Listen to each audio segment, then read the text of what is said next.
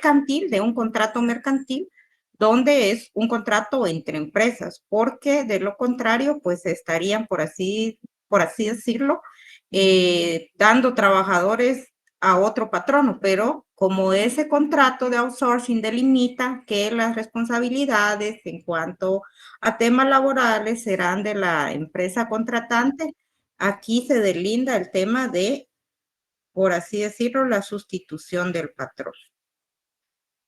Bueno, ¿por qué les hablo de esta disposición? Me van a decir ustedes que tiene que ver con la flexibilidad. Pues como hemos visto durante las clases, cuando vimos temas de historias y demás, vimos que hubieron momentos en que fueron limitados por las propias leyes algunos derechos y demás. En el caso específico de Guatemala y en nuestros tiempos, por así decirlo, tuvimos un claro ejemplo que fue el Acuerdo Ministerial 250-2020. El Ministerio de Trabajo emitió el Acuerdo Ministerial 250-2020 que regulaba un procedimiento para la prestación de una declaración jurada por parte de las empresas que no pudieran pagar el bono 14 debido a la pandemia. Pero este acuerdo fue suspendido provisionalmente por la Corte de Constitucionalidad. Aquí les voy a poner en pantalla para que ustedes puedan ver en sí este acuerdo gubernativo. Cuando hablamos de flexibilidad de leyes del trabajo, estamos viendo que sí puede haber algún cambio, alguna modificación sin tanto procedimiento o formalidad, en el que se pueden variar algunas condiciones específicas laborales. En ese sentido, ustedes aquí tienen a la vista el acuerdo gubernativo que establece. La base de este es que el decreto 4292 del Congreso de la República, Ley de Bonificación Anual para los Trabajadores, establece que el pago de dicha bonificación es una prestación laboral obligatoria para todo el patrono, tanto del sector privado como del sector público.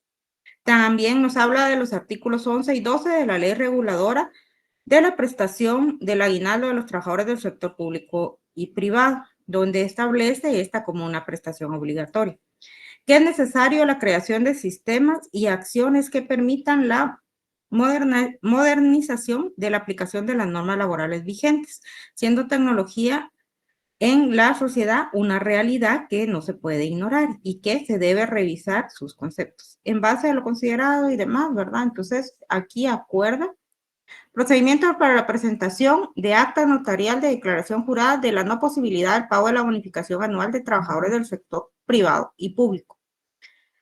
El objeto del ámbito de aplicación, el patrono que no tenga la posibilidad de pago de la bonificación anual para trabajadores del sector privado y público podrá hacerlo constar mediante acta notarial de declaración jurada, enviada vía electrónica a través del portal web del Ministerio de Trabajo. Requisitos del acta notarial. El patrono deberá ingresar al portal web del Ministerio de Trabajo debiendo registrar y completar los datos requeridos, asimismo adjuntando en PDF los documentos de declaración jurada, ¿verdad? No estar en la posibilidad económica de cumplir el pago de bonificación, transcripción de certificación del balance general que contenga la siguiente información: índices de solvencia, liquidez y todos los temas financieros, ¿verdad? Manifestación de haber presentado ante la Superintendencia de Administración Tributaria declaración de impuestos conforme al régimen correspondiente. La no posibilidad económica se refiere al acta notarial jurada no exime del cumplimiento del pago de la bonificación anual a trabajadores del sector público y privado y en todo caso es solo para efectos del registro de que por ese momento no se había pagado, ¿verdad? Y se crea un sistema, por así decir, electrónico y estará a cargo de la inspección de trabajo. Aquí nos dicen, este es un claro ejemplo de una disposición, por así decirlo. En este caso fue del Ministerio de Trabajo, en la que ustedes ven que se hace aplicación del artículo que estamos ahorita analizando en la diapositiva. Entonces, yo les quise, por así decirlo, con los ejemplos que vamos a ver, lo que quiero es ejemplificarles esta flexibilidad. Muchas veces, y yo les he dicho, ahorita vamos a ver lo que le favorezca al trabajador, pero en este caso, esta disposición no era de tal forma, ¿verdad? Entonces, por eso es que también les voy a mencionar lo que establece el Código de Trabajo y que tiene de alguna forma relación con la flexibilidad. Entonces, si ustedes ven, en este caso nos indica que la Corte de Constitucionalidad suspendió de forma provisional, ¿verdad? Este acuerdo, porque estableció un procedimiento para que los patronos, que en ese momento, porque en ese momento estábamos en tiempos de pandemia y fue como muy abrupto todo que cerraron el país y demás. Entonces, la Corte de Constitucionalidad vieron y al analizar las acciones de inconstitucionalidad presentadas por integrantes del Comité de Huelga de Lores de la Universidad de San Carlos de Guatemala, y el otro fue el Movimiento Sindical Indígena de Campesinos de Guatemala, así como el Tribunal de Honor del Colegio de Abogados y Notarios, presentaron estas acciones de inconstitucionalidad. Las acciones en sí buscaban dejar sin efecto el acuerdo ministerial que detalla el procedimiento para que las empresas nacionales que no tuvieran las finanzas necesarias pudieran, en este caso, incumplir con el pago del bono 14. La resolución de la Corte de Constitucionalidad señaló, se decreta la suspensión provisional del acuerdo 250-2020 del Ministerio de Trabajo y Previsión Social de la República de Guatemala, que contiene el procedimiento para la presentación del acta notarial de declaración jurada de la no posibilidad del pago de la bonificación anual de trabajadores del sector privado y público del 9 de julio de 2020, publicado en el Diario Oficial el 10 de julio de 2020.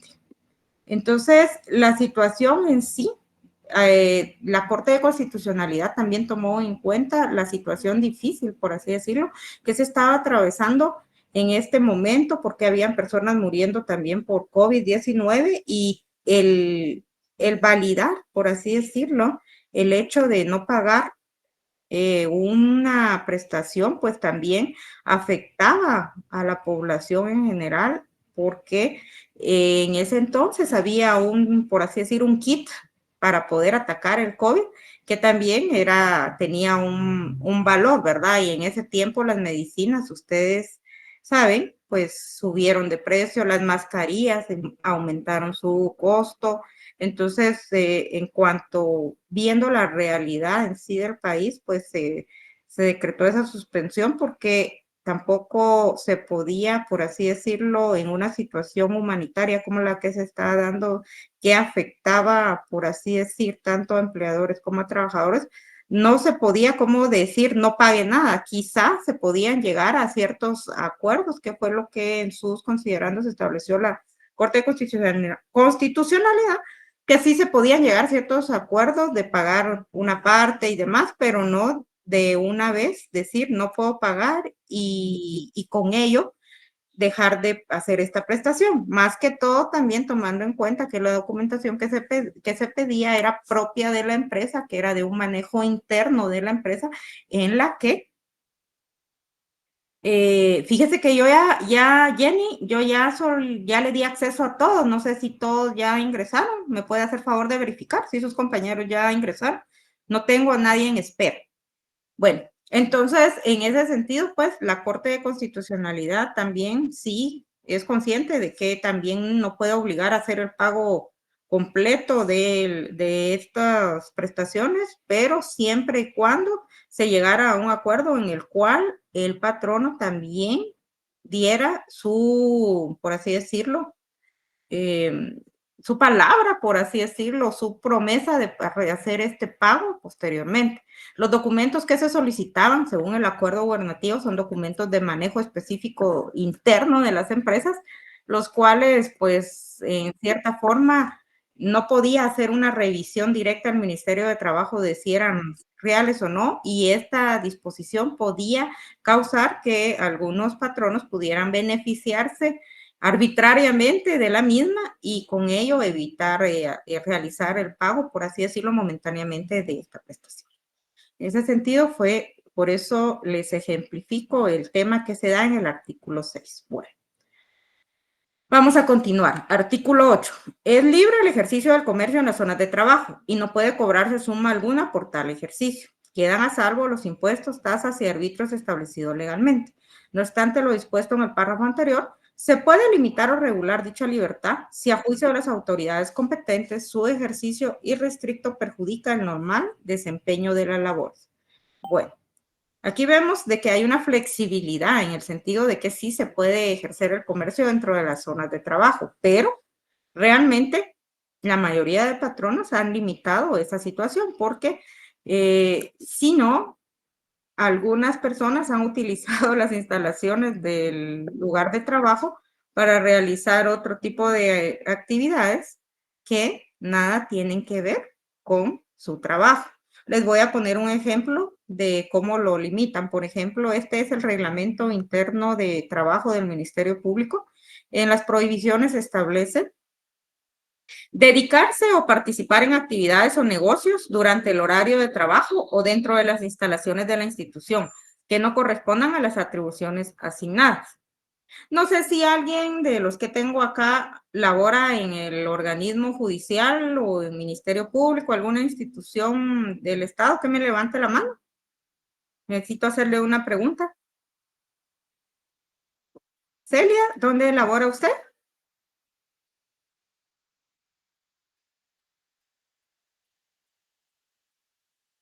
Yo trabajo en el MAGA.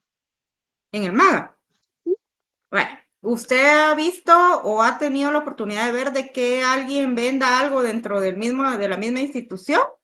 La verdad, sí. Sí, Sí, catálogos, catálogo. se pasan catálogos, llegan también personas externas a vender comida. O Sí, sea, sí hay esa permisibilidad, ¿verdad? sí, hay catálogos, comida, joyas. Exactamente. Joyas más que todo en los baños. Ahí se las muestran. Bueno, la cuestión es que, como les digo, sí existe en cada institución, pues el permiso de que puedan, pues en algún momento, ya sea personas externas, llegar a ejercer, digamos, a vender y demás, siempre y cuando no estén interrumpiendo la labor de los, en este caso, prestadores de servicios o colaboradores o funcionarios. También llegan a prendas de vestir, que ya las personas se van al baño a probar la ropa a ver si les queda o no y todo, ¿verdad?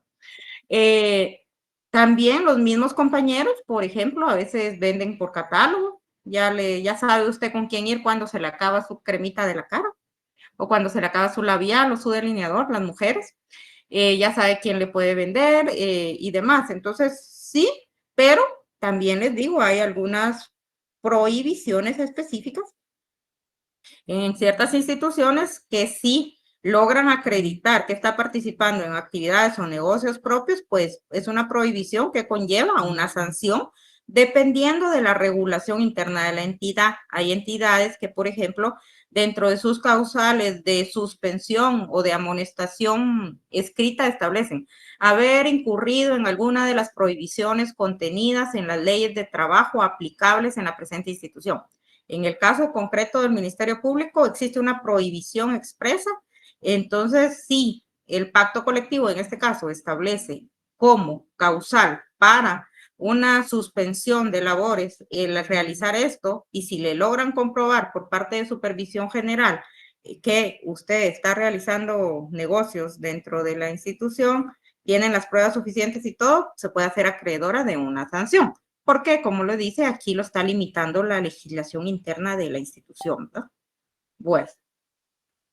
Bueno, el artículo 11 dice, quedan exentos de los impuestos de papel sellado y timbre todos los actos jurídicos, documentos y actuaciones que se tramiten ante las autoridades de trabajo judiciales o administrativas en relación con la aplicación de este código, de sus reglamentos y de las demás leyes de trabajo o previsión social. Igual exención rige para los contratos y convenciones de trabajo, sean individuales o de orden colectivo. Aquí les voy a comentar una situación de un caso concreto, pues tomando como fundamento este artículo, ¿verdad? En algunas ocasiones en el interior de la República, eh, se presentaron algunas demandas laborales específicas en las cuales no se le consignó el timbre forense, ¿verdad? Y en ese sentido hay criterios. En Guatemala, en el Centro de Justicia Laboral, a usted le aceptan los escritos sin timbres forenses. Si usted es abogado, usted realiza una demanda, usted solamente pone su sellito, no tiene por qué gastar en el timbre forense y le reciben las demandas, le dan trámite, cualquier memorial sin timbre forense.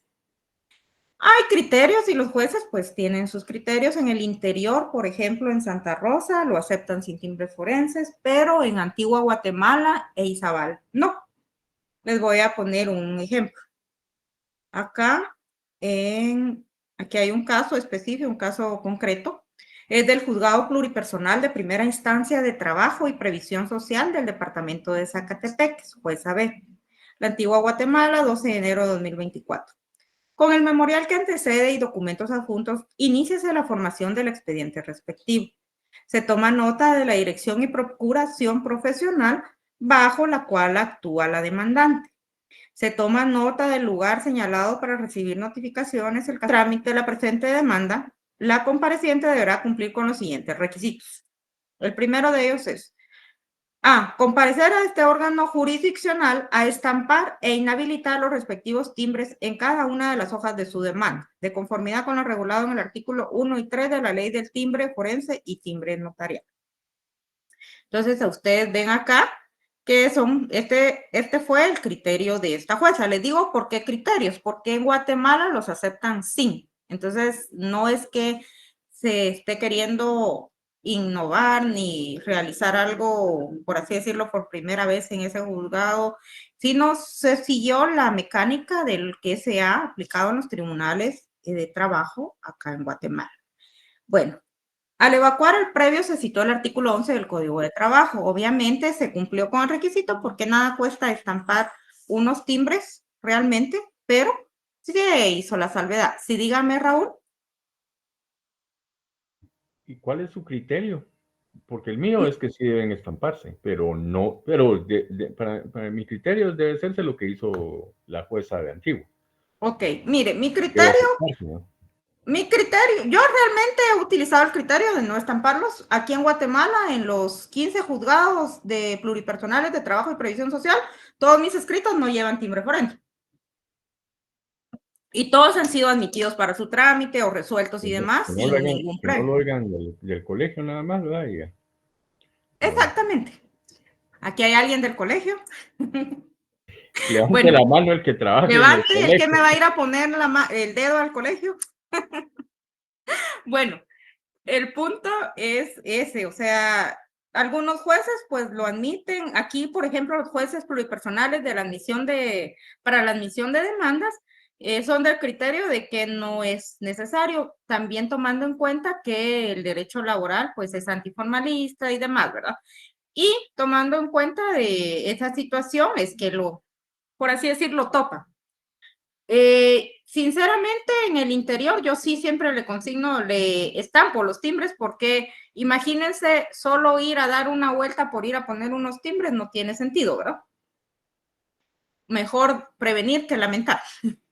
Bueno, al momento de evacuar el previo, al motivo de mi comparecencia, se indicó, honorable juzgadora, somos respetuosos de su criterio en relación a la obligación de estampar e inhabilitar los timbres en cada hoja de la demanda. No obstante ello, siempre nos hemos regido por lo establecido en el artículo 11 del Código de Trabajo. Se copia.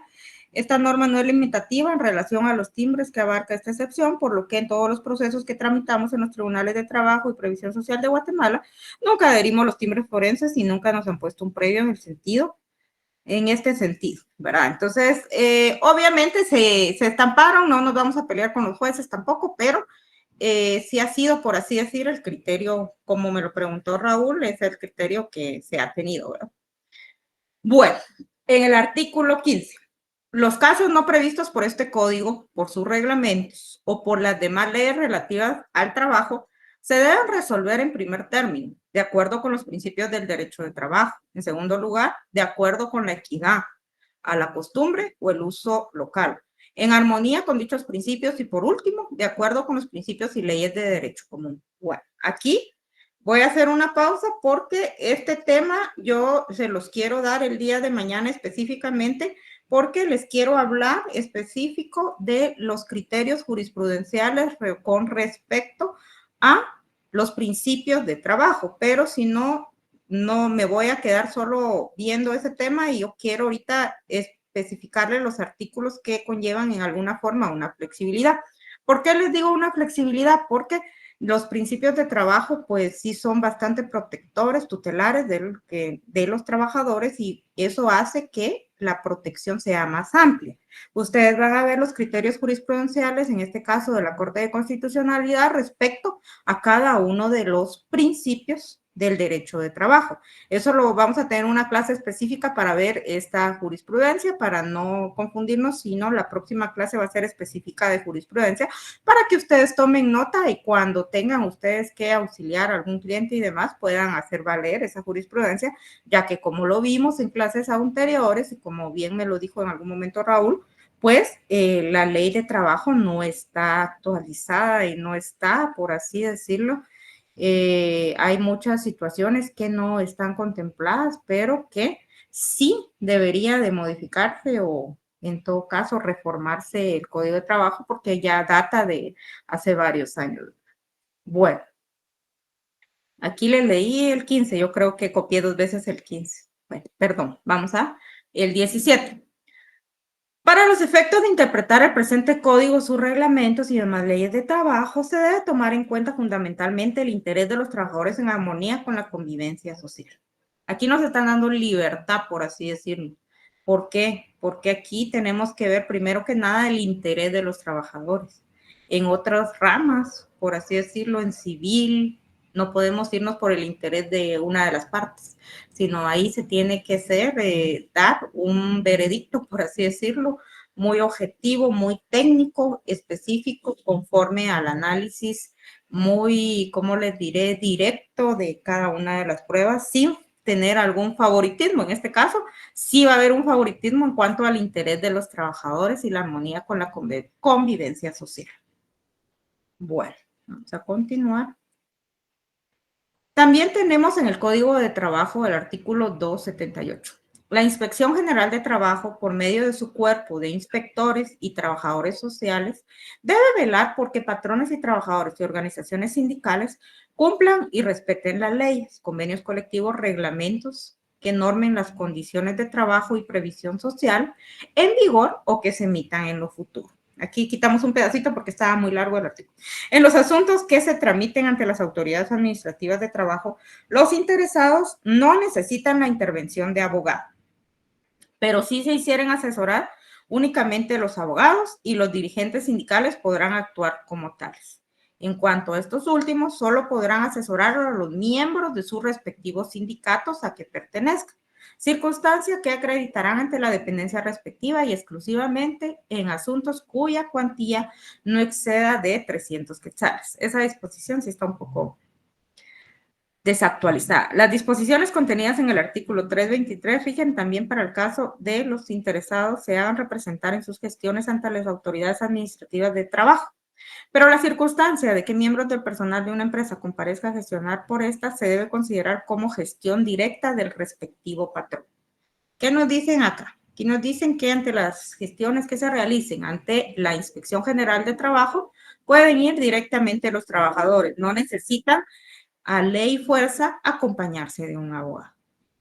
En civil, en familia, en penal, si usted no comparece con un abogado, por así decirlo, no lo van a, por así decir, no sé quién es Catherine Chavarría, le pueden decir que ya son las 2:29, casi 2:30, ya no le puedo dar acceso. No necesitan intervención en sí de abogado. En los otros temas, en las otras ramas del derecho, sí necesitan la intervención de abogado. Por ejemplo, en el caso penal, en el Ministerio Público, usted puede ir directamente a ver sus asuntos, pero para poder realizar sus gestiones necesita acompañarse de un abogado. Cuando usted quiere pedir alguna actuación o, por así decirlo, que se aplique alguna forma alternativa, ya sea un criterio de oportunidad o alguna conciliación y demás, pues siempre le recomiendan y le dicen, mire, debe venir con su abogado. ¿Por qué? Porque los temas que se van a tratar también necesitan de una asesoría específica para que no vayan a sorprender en su buena fe, en este caso, si es que se va a llegar a una conciliación en ese tema. En los tribunales de penales, nunca lo van a dejar comparecer sin abogado. Si usted es el sindicado, le van a colocar un abogado gratuito de la defensa pública penal. ¿Por qué? Porque no puede ir usted solito a defenderse. Hay excepciones, pero ¿cuál es la excepción? Que el sindicado sea abogado y notario y que el juez autorice y que sepa bueno, tenga conocimiento, pueda acreditar de que él está en la capacidad de defenderse por sí mismo. Entonces, el juez puede autorizar la participación de un abogado en el tema penal. En lo civil, si usted no va acompañado con abogado, no le van a dar trámite a sus demandas. Igual forma en familia. Entonces, contenciosos administrativos y demás tiene que ir asesorado por un abogado. Entonces, en ese sentido, vemos que el derecho de trabajo es un poco más flexible en esos temas. Vamos a ver más adelante el otro artículo donde nos habla específicamente de quienes pueden comparecer a una audiencia laboral, que es otro tipo donde le flexibiliza y les da, por así decir, la oportunidad de poder acudir no necesariamente con un abogado, sino con otro tipo de personas. Esto les va a interesar a ustedes que si ya sacaron todos sus cursos de derecho laboral, pues en algún momento podrían auxiliar a alguien dentro de un proceso laboral. Vamos a ver, vamos a continuar.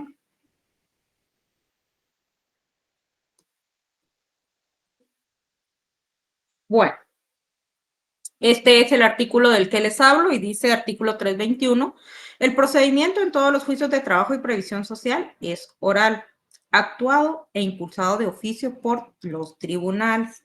Consecuentemente, es indispensable la permanencia del juez en el tribunal durante la práctica de todas las diligencias de prueba.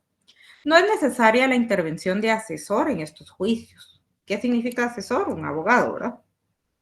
Sin embargo, si las partes se hicieren asesorar, podrán actuar como tales, y aquí nos dice quiénes: los abogados en ejercicio, los dirigentes sindicales asesorando a los miembros de sus respectivos sindicatos, federaciones y confederaciones, circunstancia que el tribunal podrá exigir que se acredite.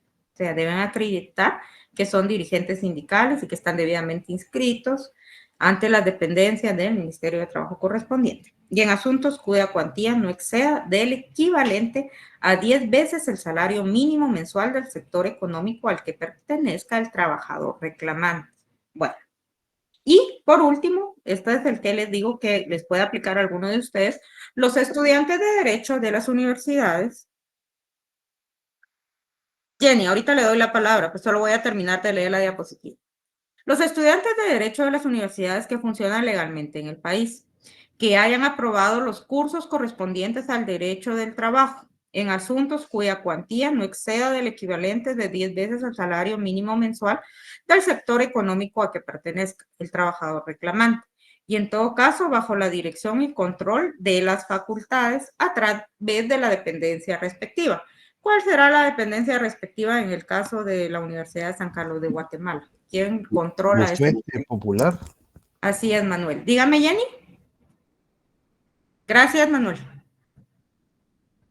¿Sí, Jenny? Licenciada, disculpe, en este caso, ese artículo 321 donde dice que el procedimiento en todos los juicios de trabajo y previsión social es oral, eso también incluye lo del artículo 61 del Código Procesal Civil y Mercantil, que es lo de la redacción del escrito inicial.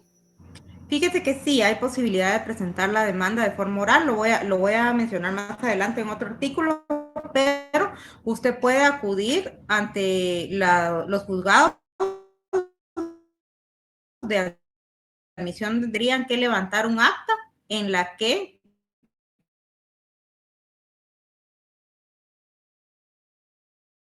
hacen iniciar la hora en tal fecha. Pues a mí en todo caso me despidieron injustamente en tal fecha. Yo hacía tales funciones. O sea, usted le tiene que ir como diciendo los elementos de la relación laboral al secretario y diciéndole qué es lo que está reclamando, y él tiene que levantar un acta donde con esa acta se inicia una demanda. O sea, sí hay posibilidad de hacerlo. Pero les digo, la mayoría de demandas se presentan por escrito y la mayoría opta por tener a un abogado, ¿verdad? Para que sea que ya sabe cómo darle forma en sí al escrito, ¿verdad? Pero sí se puede, no hay ninguna prohibición en ese sentido.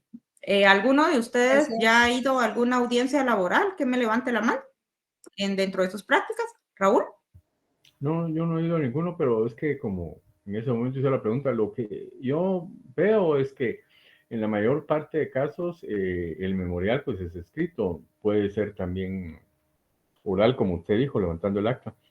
Pero de ahí en adelante el juicio ordinario es oral, salvo algunas resoluciones, ¿verdad? Pero normalmente, por eso se dice a veces que es mayoritariamente oral, pero sí tiene una parte escrita, ¿verdad? Puro no hay nada. Exactamente. O sea, eminentemente oral. ¿Y por qué? Porque toda la audiencia se lleva en un juicio oral. Cuando son juicios ordinarios, ¿verdad? De trabajo. Entonces, cuando le dan trámite a un juicio ordinario, dice, se señala la audiencia para que las partes comparezcan a juicio oral con sus respectivos medios de prueba para el día XX a tal hora, por ejemplo. Entonces, por eso la oralidad es como prima dentro del derecho de trabajo. Todo se tiene que dilucidar dentro de la audiencia laboral. ¿Cuál es la diferencia? Por ejemplo, en lo civil, usted plantea sus excepciones a través de un escrito. No lo van a citar a una audiencia, a menos de que sea un juicio civil oral, o sea, que sea de los aspectos que se conocen en un juicio civil oral. Pero la mayoría de juicios, por así decirlo, el ordinario, cuando a usted le notifican, le dice, por este se admite para su trámite la demanda presentada por XXXX, se toma nota del auxilio profesional bajo que lo actúa, el lugar para notificar a la parte demandada y se le, por así decirlo, se le indica que deberá señalar lugar dentro de la jurisdicción de este tribunal para poder notificarle, de lo contrario se hará por los estrados del tribunal. Se emplaza a la parte demandada para que dentro de los, depende, 6 días siguientes pueda contestar la demanda y presentar las excepciones. O sea, se hace ya el emplazamiento todo por escrito, se le notifica para que usted haga su escrito y ya sea conteste la demanda o plantee las excepciones previas por aparte, porque esas se plantean antes, o ya plantee sus excepciones dentro de su contestación de la demanda, o ya sea, en todo caso, reconvenga, es decir, presente una reconvención. Entonces, en cambio, en el tema y en las audiencias de trabajo, todo esto lo tienen que hacer dentro de una audiencia oral. El planteamiento de excepciones, tiene que hacer todo, es oral, no, aunque algunos abogados lo que hacen es presentar su escrito para tener todo bien fundamentado y ya en el juicio oral solo ratificar el contenido del escrito y dar sus puntos fundamentales para que la jueza o el juez tome nota, ¿verdad? Pero es la diferencia. En civil todo escrito, todo papel, se lo reciben. La prueba, por así decirlo, se abre a prueba el presente juicio ordinario y entonces, ¿usted qué va a hacer?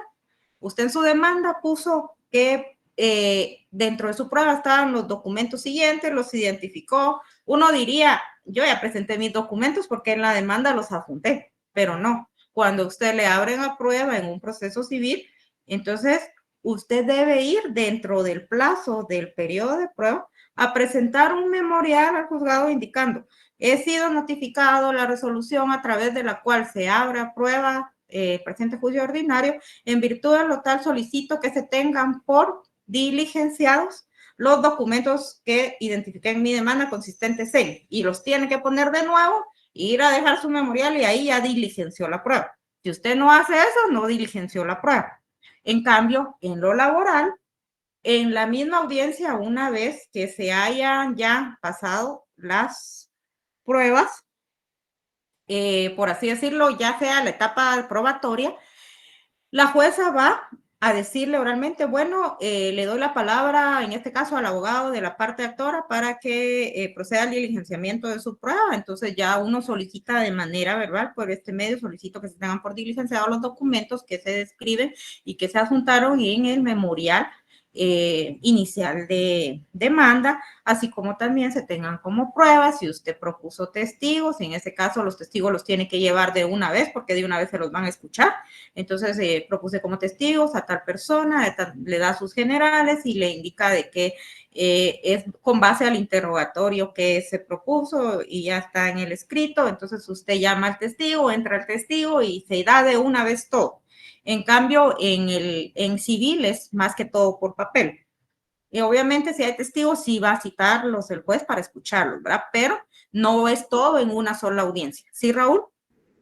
Otro aspecto que ejemplifica también es el pliego de posiciones, ¿verdad? Usted puede adjuntar el sobre, adjuntarlo a la demanda o lo puede presentar en la propia en el audiencia. momento, en la primera audiencia, o como dijo la Corte de Constitucionalidad también, ¿verdad? Lo puede hacer oralmente, las tres son válidas. Y ahí tiene que actuar el secretario a levantar el acta. Exactamente, por eso es flexible en sí, el derecho laboral no es tan cerrado como el derecho civil, el derecho de familia que me mencionaban y demás. O sea, aquí hay cómo poder moverse dentro de las normas y poder ser flexible en cuanto a ciertos aspectos. Bueno, usted no trajo abogado, vaya, usted sí puede participar, entonces no se le cierra tanto la puerta al trabajador para el ejercicio de sus derechos. También tenemos el artículo 333 del Código de Trabajo. Aquí está lo que me preguntaba Jenny. Si la demanda se interpone oralmente, el juez debe levantar actas ajustándose a las exigencias del artículo anterior. Las exigencias del artículo anterior son los requisitos específicos que debe tener la demanda. Entonces, el juez dice, por así decir, en el artículo, pero en la práctica quien realiza todas estas actuaciones es el secretario, porque es quien lo asiste, quien asiste al juez y quien hace todas esas actuaciones. Obviamente el acta la tiene que firmar también el juez, ¿verdad? Pero, por así decirlo, prácticamente cuando ustedes van a un juzgado, abóquense con el secretario, porque si ustedes quieren ir a hablar con el juez, no los van a atender, o el juez está en audiencias, o el juez no ha regresado, o el juez no atiende personas, entonces vayan con el secretario, ¿va? Porque si bien es cierto, el artículo indica, el juez, quien en la práctica lo hace es el secretario. Bueno, el artículo 334. Si la demanda no contiene los requisitos enumerados en el artículo 332, el juez de oficio debe ordenar al actor que subsane los defectos, puntualizándolos en forma conveniente. Mientras que no se cumplan los requisitos, no se le dará trámite. Vale. ¿Qué significa? Aquí hay más flexibilidad de parte de los jueces, por así decirlo. En civil nunca le van a poner previos, se lo digo por experiencia propia, le van a rechazar la demanda y usted la tiene que volver a formular. Muchos colegas que se dedican a lo civil, he escuchado que me dicen, bueno, me han rechazado como 3 veces la demanda, pero no me ponen todos los previos de una vez. Y a veces son cuestiones muy de criterio de algún juez que se complica un poco, pero en lo laboral no le van a rechazar la demanda como tal y esto tiene un sentido, el tutelar el derecho del trabajador, porque si a usted le rechazan su demanda, usted tiene un plazo específico para poder plantear sus acciones y poder reclamar sus derechos. En el caso de un despido injustificado, si usted es del sector privado, usted tiene 30 días hábiles para poder plantear su demanda. Si usted trabaja en el sector público, por así decirlo, tiene 3 meses, dependiendo de donde usted trabaje.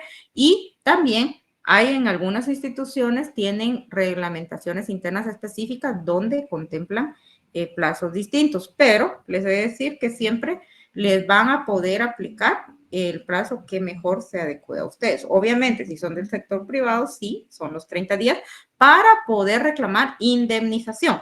Ahora, las demás prestaciones que son de ley, por así decirlo, y las prestaciones que devienen de los pactos, que son plazos mayores, que pueden ser hasta, en caso de las prestaciones de ley, 2 años, y ya sea de los pactos, el tiempo que establezcan estos pactos colectivos específicamente.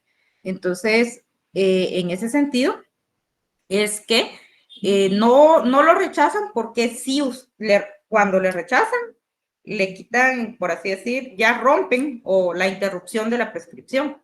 Y entonces ahí se perderían muchos derechos. Sí, Denny, dígame. Buenas tardes, licenciada.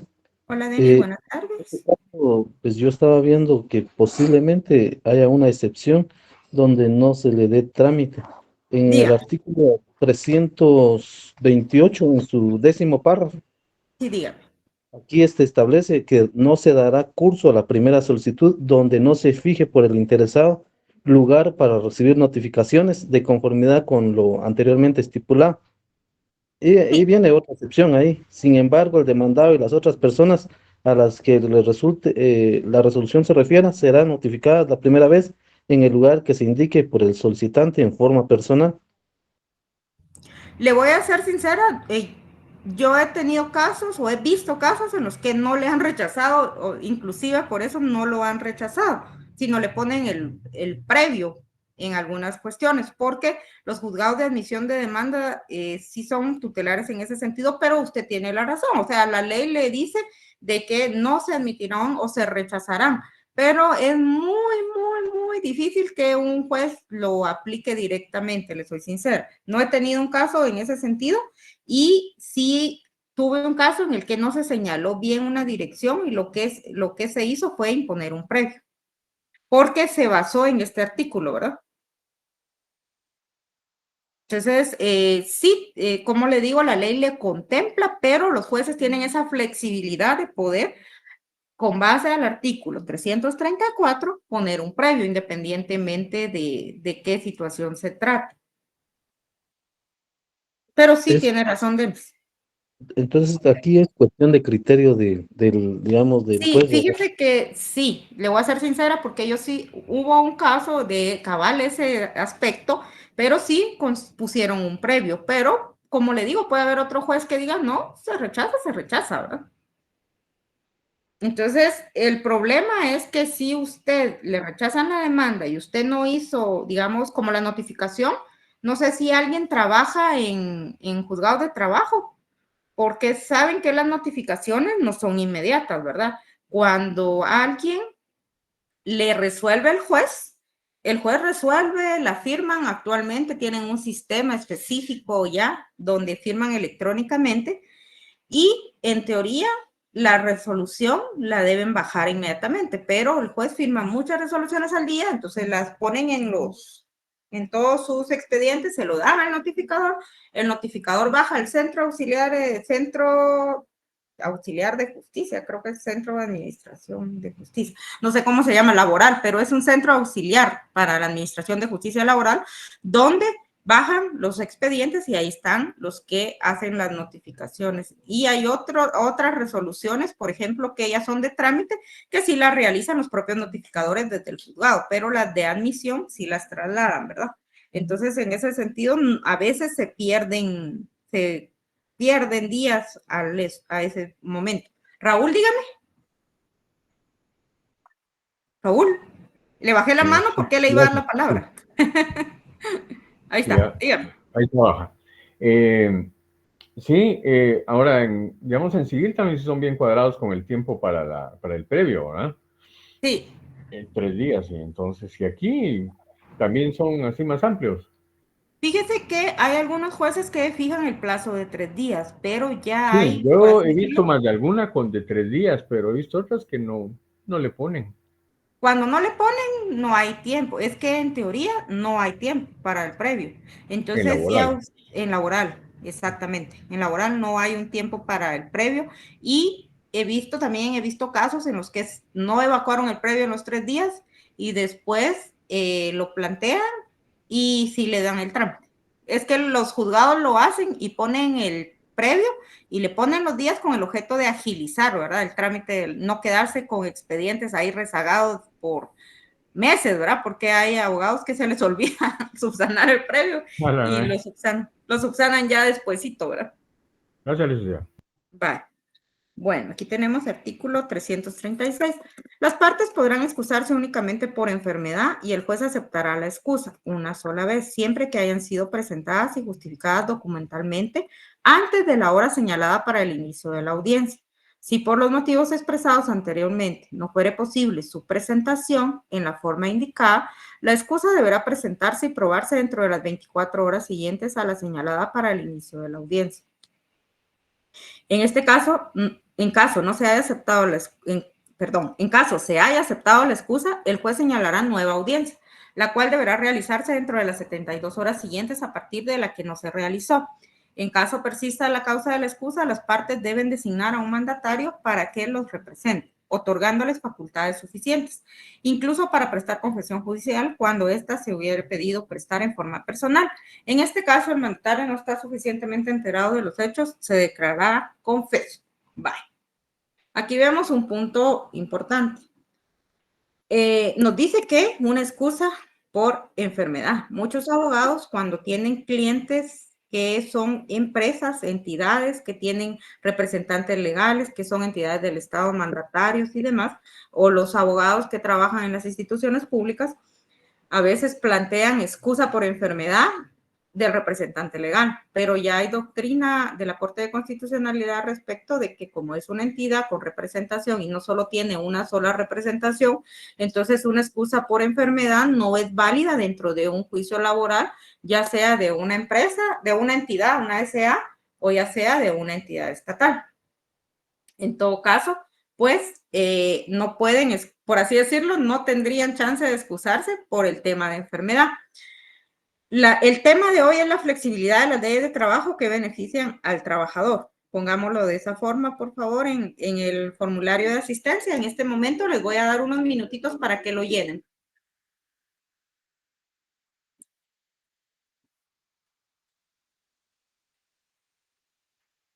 Ahí está el datito. Llenen su formulario. Ahí está.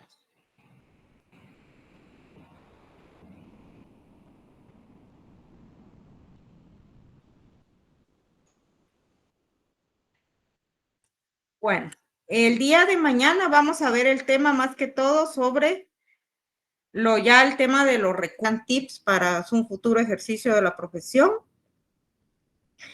Entonces, por ese sentido es que sí les he explicado, les he dicho que necesito que estén presentes. Como les digo, yo sé que este es un curso muy pequeño, no nos da tiempo específico para ver muy a detalle todo. Yo quise abarcar algunos otros temas. Voy a dar la oportunidad por esta única vez de darles un pequeño remedial, los que quieran. Yo no les puedo obligar, voy a hacerlo, por así decirlo, porque si el examen no les fue bien.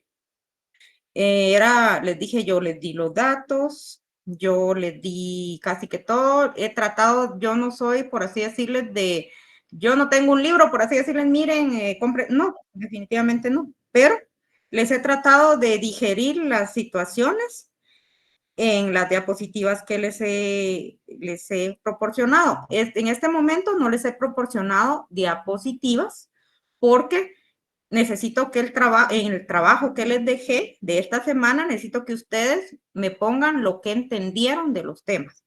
¿Por qué? Porque yo necesito ver si realmente están entendiendo o no. No quiero que me copien o pongan en internet, por así decirlo, ¿qué es el outsourcing? Y lo copien. No, sino que ustedes me cuenten lo que entendieron, qué se puede hacer en el outsourcing, qué no, por qué es bueno, por qué no les parece bueno, pero son las cosas que ustedes entendieron. Yo lo quiero de esa forma, es lo que les estoy pidiendo, ¿verdad? Y aparte que me consigan un formato de contrato, ese sí lo pueden buscar en internet, no hay ningún problema y son de fácil, por así decirlo, de fácil acceso a esos documentos.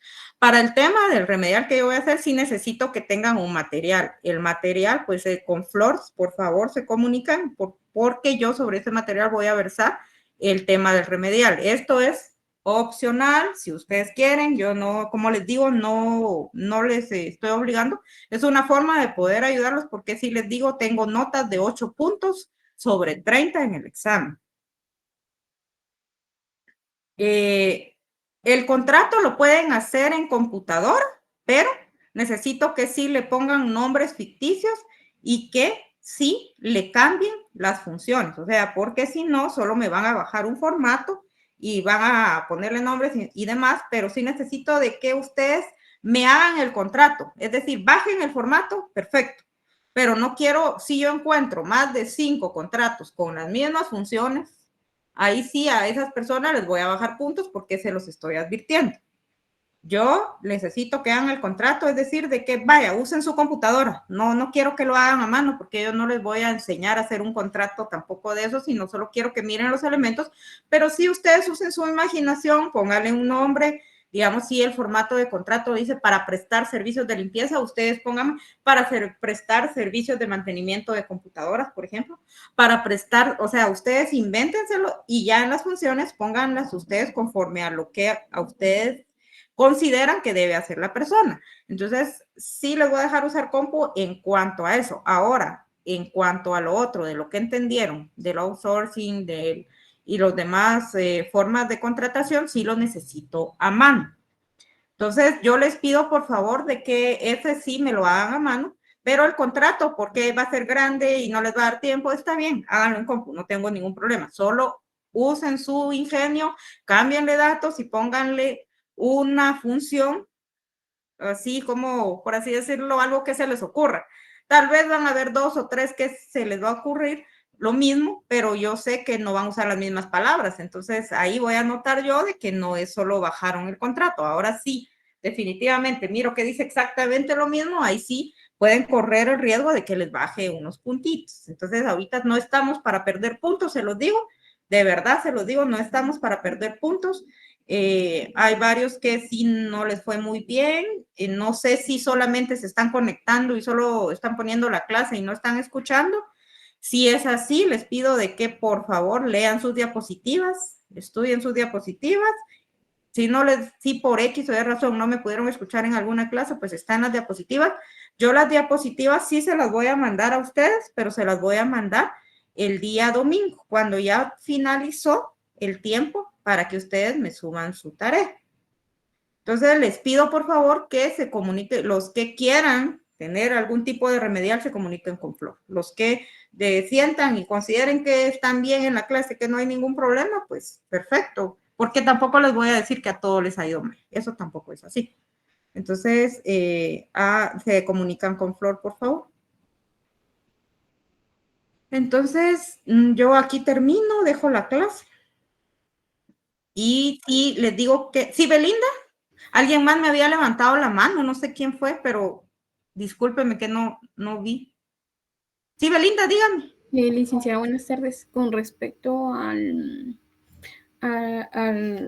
contrato que tenemos que, perdón, al tema que tenemos que explicarle, ¿qué es lo que usted necesita que lleve la explicación? Ventajas, desventajas, ¿qué es? Todo lo que usted haya entendido del tema, usted me puede decir qué es el outsourcing, por qué considera que tiene ventajas, por qué considera que tiene desventajas, qué puede, digamos, en qué factores se ha aprovechado, los patrones se han aprovechado al utilizar esta figura, si usted considera que es necesario regularla. Sí, con todo lo que hablamos en las clases, ¿verdad? Nosotros hemos hablado cuestiones, por ejemplo, qué características vio que ustedes tuvo. O sea, yo no le estoy diciendo que en todos me tienen que poner eso, pero eso es lo que hemos hablado en clase. Entonces, yo quiero que usted me ponga lo que usted entiende por esa figura, o sea, en sus palabras, qué es lo que usted entiende, que por qué a usted le parece que es bueno, por qué le parece que es malo, si le parece que debería de regularse y por qué. O sea, usted me dice, no, yo creo que aquí debería de regularse bien porque los salarios que les, digamos, consignan a los trabajadores de outsourcing siempre van a ser salarios mínimos o deberían de tener, cosas así, lo que usted considere, usted piense, qué características tienen. En este caso del outsourcing, pues necesitamos tener una empresa especializada en un tema. Entonces, de las características son que se va a contratar una empresa que tenga personal especializado en un tema para realizar una tarea que yo, como empresa, me quita el tiempo, por así decirlo, y yo necesito que alguien lo haga por mí, pero no voy a contratar a alguien directamente yo para que lo haga, sino voy a contratar una empresa especializada y que se encargue de las cuestiones laborales con sus trabajadores. Licenciada, ahí en las indicaciones del trabajo decía que una hoja, si no estoy mal. Sí, una hoja. Pero viera que yo tengo letra grande y yo no Ah, manejo. no, ese es el mínimo. Las instrucciones dice una hoja de 2 lados, pero ese es el mínimo. Si usted se me pasa por 2, no hay problema. Pero yo lo que quiero es que por lo menos sea una hoja, ¿no? O sea, la hoja es de doble lado, no es una página, sino una hoja. Muy bien, gracias, licenciada, muy amable. Y Raúl, dígame. Me da duda eso del remedial, pero digamos, si pues la gente puede a veces uno calcula, me fue más o menos y la realidad es otra, o no sé, digamos, Exactamente. en términos generales, ¿qué posibilidad hay que se sepa la nota? Pues porque diría uno, bueno, tengo esta, pues no hago un remedial, o si lo hago. No sé, me llama la atención eso. No, yo solamente les estoy dando la posibilidad en general, porque como le digo, esto no es ni una obligación ni es una situación, sino esto es algo que yo les doy una oportunidad a quien considere. Si Bueno, considera, pero bueno, cualquiera ¿no? puede hacerlo, digamos. ¿Qué manda? Sí, Cualquiera puede hacerlo. cualquiera puede hacerlo, pero como le digo, yo tampoco le estoy diciendo hágalo, sino yo estoy dando la posibilidad porque sí vi que a varios les fue muy mal. Entonces ese es el Gracias. punto. Andrea Arce. Sí, buenas tardes, licenciada. Disculpe, yo solo tengo una duda, ya que tocaron el tema del remedial. Entonces, en dado caso, se resuelve el remedial, ¿siempre quedaría la nota de los dos que haya sido más alta? ¿O...? No, mire, pues es que el remedial es para efectos de que usted pueda optar a su examen final, ya, ¿me entiende? Porque hay personas que ni siquiera van a poder optar a su examen final, si siguen así, para Licenciada, poder pasar la clase con la nota que exige la universidad, ¿ya? Flor. licenciada, ¿y nos puede dar, aunque sea un listado de qué personas sí No llegaron? puedo darles nada, yo les estoy hablando en general y esto no sea, esto por así decirlo, en estas clases yo tengo un reglamento que aquí no puedo yo hacerles los exámenes extemporáneos, yo no puedo, hay gente que quería exámenes extemporáneos que no podía llegar, yo no puedo hacer nada de eso, digamos, dentro de la, yo estoy con una situación de poder ayudarlos. Sí, dígame, Flor. Sí, Linda, únicamente para hacerles la salvedad, creo que hay compañeros que pues no saben lo que es la zona mínima. Hay que aclarar que la zona mínima del curso de preespecialización es de 51 puntos. Entonces, deduzco yo que 41, a eso se es basó la 41, no 51. licenciada. 41, ¿no? Es 41. 41. 41. Sí, perdón. Entonces, 4-1. Es que hay muchos que tienen 35, por así decirlo. Entonces no puedo yo darles el examen final. Entonces, yo no les puedo, como les digo, yo he tratado de digerirles todo, pero hasta hacer eso, tampoco puedo. Pues yo solo le estoy dando una opción al aire. Quien quiera, bueno, quien no, no. Y si nada es aquí obligado, yo les he dado el material, yo he visto, o sea, les he dado varias cosas. Y en este caso, si voy a necesitar un material específico, pero no es como les digo, ni siquiera yo necesito, por así decirles, hacerlo, sino es por el bien de ustedes, porque hay gente que, por así decirlo, ni siquiera se ha conectado muy poco y por eso mismo ni siquiera tiene los 20 puntos, perdió 20 puntos. Sí, Flor, continúa, disculpa. Sí, Ligda, perdón, creo que se quedó mi manita levantada. A ver, Byron. Una consulta y para tener claro, entonces la nota del primer parcial no les va a compartir todavía. Es que no he terminado al Linda, 100%. feliz tarde. Feliz tarde, César. No la he terminado al 100%. Entonces, como les dije, yo ahorita no puedo darles esa nota específica hoy. Yo les dije que se las doy la próxima semana, pero yo voy a tener esa actividad el martes. Entonces, yo no les puedo garantizar, ya tengo la nota y se las doy para ver quién sí, quién no. Yo estoy dando la oportunidad, quien quiera bueno y quien no, no. Licenciada, y los que sí quieran se tendrían que comunicar con Flor.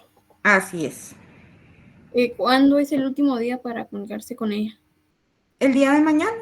No. Mañana sería todo el día de mañana, ella tendrían que comunicarse con él. ¿Y el remedial se llevaría a cabo qué día? Por eso les digo, el día martes. Okay. Es que va a ser una actividad que van a hacer ustedes y van a estar con Flor. Yo voy a dar mi clase, porque también no voy a afectar a los demás. Si hay gente que se queda sin, digamos, que no quiere hacer el remedial, está bien, pero yo puedo seguir con ellos. Ahora si es la mayoría, pues yo me voy y me conecto con los demás, ¿me entienden? Ligda, disculpe, ¿será que puede repetir lo de remedial? Es que acá está lloviendo demasiado y se me fue la señal en ese momento que lo dijo. Hable con Flor, por favor, ella le va a explicar. Es que ahorita ya tengo yo que ir a una reunión, le soy sincera, y ya no puedo quedarme mucho tiempo. Le va a hablar Flor. Sí, Jenny, rapidito, Gracias, licenciada, gracias. Muchas gracias por el apoyo, Lick. Feliz tarde. Feliz Solamente tarde. para darle las Feliz gracias, tarde. licenciada, y creo que independientemente de cómo hayamos salido, es una oportunidad en la que no podemos desaprovechar los puntos. Y en mi caso, yo ya me contacté ahorita con Flor y le agradezco mucho. Va, está bien. Ok, nos vemos. Feliz tarde. Sí, Melissa, disculpe, rapidito. La Sí, escucho. no, Linda, yo considero que a manera de aprendizaje también hacer el remedial, ¿verdad? Porque independientemente tengamos excelente nota o no, vamos a aprender un poquito más, pues esa era mi opinión nada más. Feliz tarde, Ok. licenciada. Gracias, Melissa. Feliz tarde. Hoy lo dejo que me tengo que ir corriendito.